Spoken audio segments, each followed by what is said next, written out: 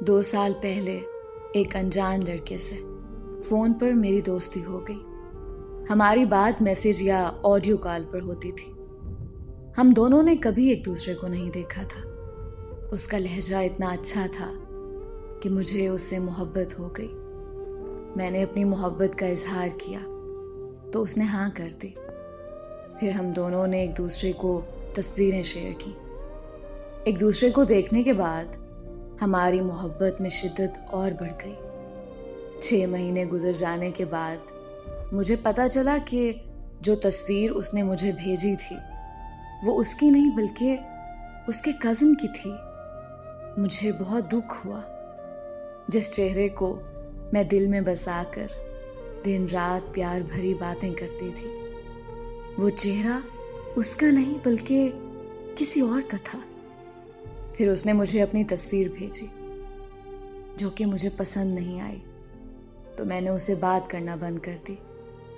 उसने मुझसे बहुत माफ़ियाँ मांगी, बहुत मिन्नतें की, लेकिन मैंने उसे माफ़ नहीं किया और उसका नंबर ब्लॉक कर दिया।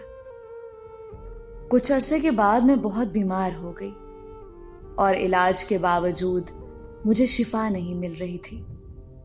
तो मुझे लगने लगा कि शायद मैंने उस लड़के को माफ़ ना करके उसका दिल दुखाया है, जिसकी सज़ा मुझे अल्लाह दे रहा है। मैंने उसे अनब्लॉक किया और उसे माफ़ी मांगी। उसके माफ़ करने के बाद मैं जल्दी ठीक हो गई। हम फिर से एक दूसरे के साथ दिन रात बातें करने लगे। इस बार मोहब्बत की शिद्दत पहले से कई गुना बढ़ चुकी थी। लेकिन किस्मत का खेल देखो, मेरे साथ फिर धोखा हो गया। वो शादीशुदा और 2 बच्चों का बाप निकला और उसने ये बात मुझसे छुपाई हुई थी और उसे इस बात का इल्म नहीं था कि मुझे उसकी शादी का पता चल चुका है। उसके धोखे ने मुझे अंदर से तोड़ के रख दिया। लेकिन मैं अब उसकी मोहब्बत में इस कदर पागल हो चुकी हूं कि मेरे लिए उसको छोड़ना शायद अपनी सांसों को तोड़ना है। अब मैं मेरी नहीं रही बल्कि दिलो जान से उसकी हो चुकी हूं।